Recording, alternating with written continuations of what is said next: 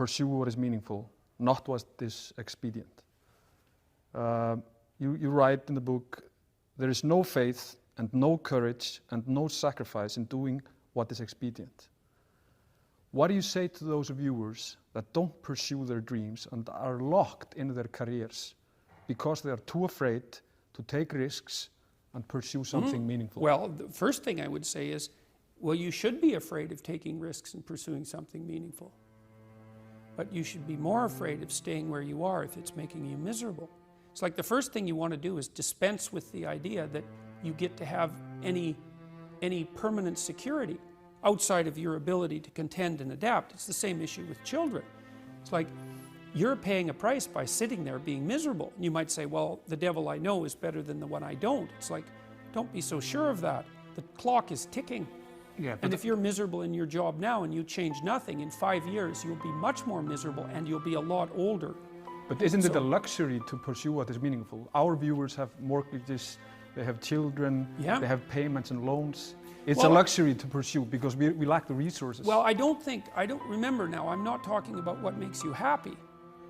It's a luxury to pursue what makes you happy. It's a moral obligation to pursue what you find meaningful. And that doesn't mean it's easy. It might require sacrifice. If you need to change your job too, let's say you have a family and children and a mortgage, you have responsibilities. You've already picked up those responsibilities. You don't just get to walk away scot-free and say, well, I don't like my job, I quit. That's no strategy.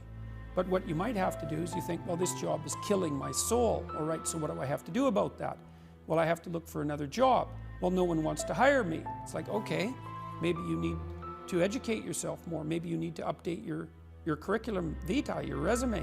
Maybe you need to overcome your fear of being interviewed.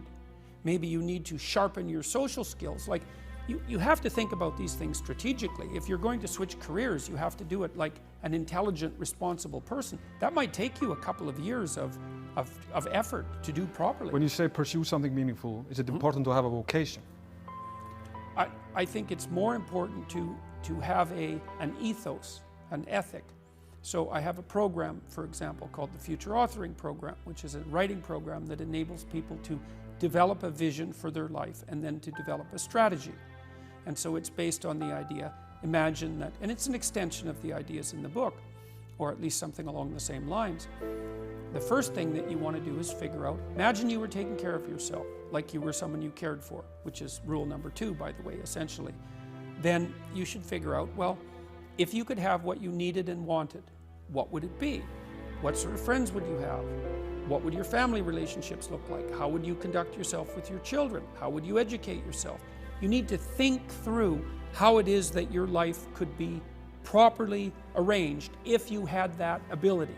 And then you can aim at that. And the funny thing is that if you do posit a goal of that sort and work towards it, you will move towards it. The goal will change because you'll learn things along the way. But I mean, I've dealt with hundreds of people in my clinical and consulting practice, and we set a goal, we develop a vision and work towards it, and things inevitably get better for people.